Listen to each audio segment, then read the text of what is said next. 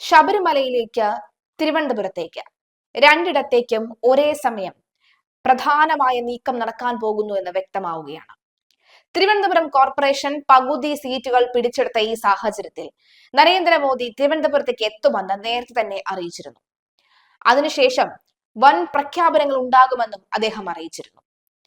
അതുപോലെ തന്നെയാണ് നരേന്ദ്രമോദിയും CBIയും ഒരേ ഘട്ടത്തിൽ തന്നെ ശബരിമലയിലേക്കും എത്തും എന്നൊരു വാർത്ത വന്നിരുന്നു. പിന്നാലെ തന്നെ നിർണായക നീക്കങ്ങൾ നടക്കുകയാണ്. ശബരിമല സ്വർണ്ണക്കൊള്ളയിൽ സുപ്രീം കോടതിയിൽ മുൻകൂർ ജാമ്യാപേക്ഷ നൽകി മുൻ ദേവസ്വം സെക്രട്ടറി ജയശ്രീ. ആരോഗ്യ കാരണങ്ങൾ കണക്കിലെടുത്താണ് മുൻകൂർ ജാമ്യം വേണമെന്ന ആവശ്യം ഉന്നയിക്കുന്നത്. അല്ലെങ്കിൽ ജയശ്രീയെ പണ്ടേക്ക് പണ്ടേ തൂക്കിയേനെ എന്നുള്ള വിവരവും പുറത്തു വരുന്നുണ്ട്. അതായത് ജയശ്രീയെ ഉടൻ തന്നെ അറസ്റ്റ് ചെയ്യുമായിരുന്നു എന്ന വിവരമാണ് വരുന്നത്. ജയശ്രീയുടെ മുൻകൂർ ജാമ്യാപേക്ഷ ഹൈക്കോടതി നേരത്തെ തള്ളിയിരുന്നു. തുടർന്നാണ് ഇവർ സുപ്രീം കോടതിയെ സമീപിച്ചത്. അഭിഭാഷകൻ കാർത്തിക്കാണ് ജയശ്രീക്കായി ഹർജി സമർപ്പിച്ചത്. ദേവസ്വം സെക്രട്ടറി ജയശ്രീയും മുൻ അഡ്മിനിസ്ട്രേറ്റീവ് ഓഫീസർ ശ്രീകുമാറും അന്വേഷണ ഉദ്യോഗസ്ഥന് മുന്നിൽ കീഴടങ്ങണമെന്നാണ് ഹൈക്കോടതി നിർദ്ദേശം. സന്നിധാനത്തെ അമൂല്യ വസ്തുക്കളിൽ നിന്ന് സ്വർണം കവർന്നതിന് പിന്നിൽ വലിയ ഗൂഢാലോചനയുണ്ടെന്നും ഉണ്ണികൃഷ്ണൻ പോറ്റിയുമായി ബന്ധപ്പെട്ട വൻ തോക്കുകൾ പുറത്തു വരാനുണ്ട് എന്നും കോടതി വാദത്തിനിടയിൽ നിരീക്ഷിച്ചിരുന്നു. കസ്റ്റഡിയിലെടുത്ത ചോദ്യം ചെയ്യേണ്ടതുണ്ട് എന്ന പ്രോസിക്യൂഷൻ വാദം അംഗീകരിച്ചാണ് മുൻകൂർ ജാമ്യാപേക്ഷ ഹൈക്കോടതി തള്ളിയത്. അതിനിടയിൽ ശബരിമലയിലെ കട്ടിളപ്പാളികളിൽ സ്വർണം പൊതിയതിന് രേഖകൾ ഉണ്ടോ എന്ന നിർണായക ചോദ്യം ഉയർത്തിയിരിക്കുകയാണ് ഹൈക്കോടതി. സ്വർണ്ണക്കൊള്ളയിൽ ജയിലിൽ കഴിയുന്ന മുൻ ദേവസ്വം ബോർഡ് പ്രസിഡന്റ് വാസുവിന്റെ ജാമ്യ ഹർജി പരിഗണിക്കുന്നതിനിടയിലായിരുന്നു കോടതിയുടെ ചോദ്യം. കട്ടിളപ്പാളികൾ ചെമ്പ് പൊതിയുന്നതാണ് എന്ന് ജാമ്യ ഹർജിയിൽ വാസു ചൂണ്ടിക്കാട്ടിയിരിക്കുകയാണ്.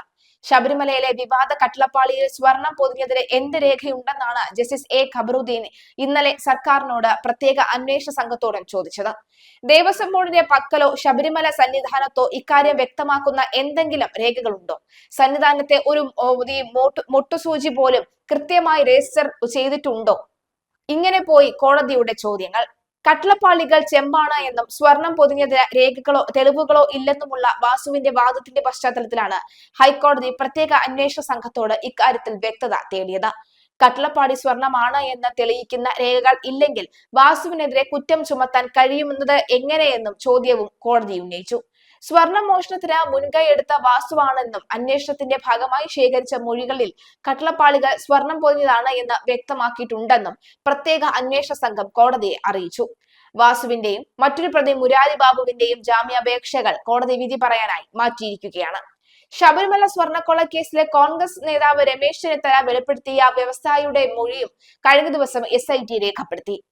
രമേശ് ചെന്നിത്തലയും മൊഴിയെടുത്തതിന് പിന്നാലെയാണ് SIT വ്യവസായിയെയും കൂടി വിളിച്ചു വരുത്തി ചോദ്യം ചെയ്തത്. ഇന്നലെയാണ് അതീവ രഹസ്യമായി മൊഴി രേഖപ്പെടുത്തിയത്. കേസിൽ അറസ്റ്റിലായ പത്മകുമാറിനെതിരെയാണ് ഈ വ്യവസായി മൊഴി നൽകിയത് എന്നാണ് സൂചന. ഇതിലേക്കും അന്വേഷണം നീളും. അതിനിടെ ചില നിർണായക രേഖകൾ കൂടി SITക്ക് കിട്ടിയെന്നാണ് സൂചന. ബാക്കി വന്ന സ്വർണം യുവതിയുടെ വിവാഹത്തിന് ഉപയോഗിക്കാൻ അനുമതി തേടി അന്ന് തിരുവിതാംകൂർ ദേവസ്വം ബോർഡ് പ്രസിഡന്റിന് അയച്ച കത്തിൽ തുടർ നടപടികൾ ഉണ്ടായിരുന്നു. ഈ ഫയല് SITക്ക് കിട്ടിയെന്നാണ് വിവരം.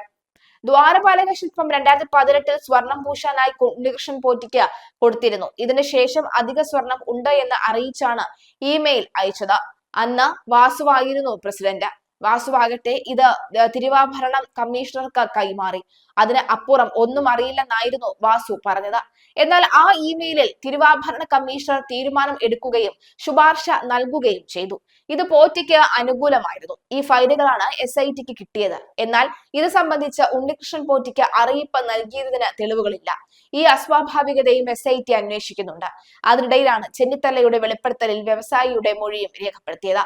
നിർണായക അറസ്റ്റുകൾ ഇനിയും ഉണ്ടാകുമെന്നാണ് സൂചന.